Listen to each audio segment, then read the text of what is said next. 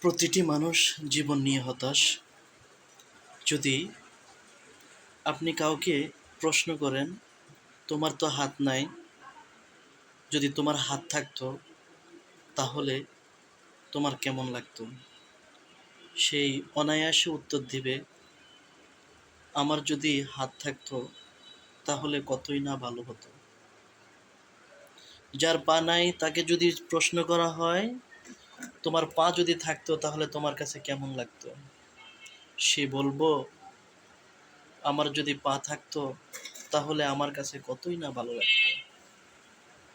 যে বিছানায় পড়ে আছে বা হাসপাতালের বেডে পড়ে আছে, তাকে যদি প্রশ্ন করা হয় তোমার কাছে কেমন লাগে, সে উত্তর দিবে, আমার এই দিন যদি পেরিয়ে ভালো দিনে আসতো, সুস্থ থাকতাম, তাহলে আমার কাছে কতই না ভালো লাগতো।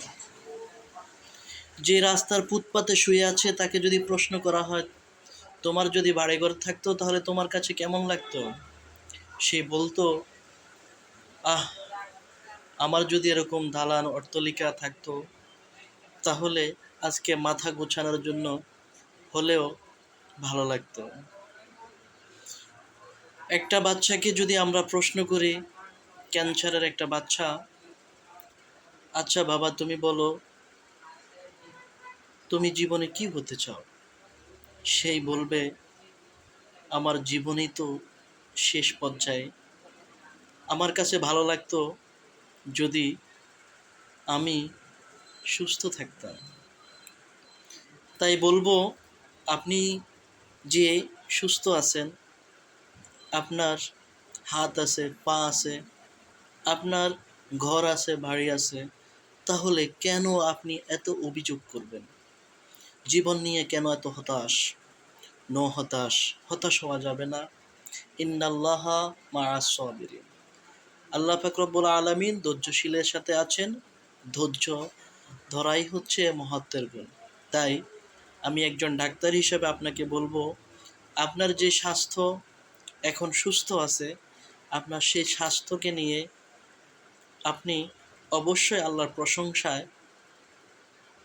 প্রশংসায় মেতে উঠুন। তাহলে আপনি আপনার অসুস্থতাকে কাছে আসতে দেবেন না। তার জন্য আপনাকে আপনার লাইফস্টাইল, আপনার চলাফেরা, আপনার খাদ্যাভ্যাস, আপনার ঘুম, এই কয়েকটা বিষয় আপনি মাথা রেখে ঠিক মতো চলবেন। ইনশাআল্লাহ আপনি আপনার জীবনে সফল।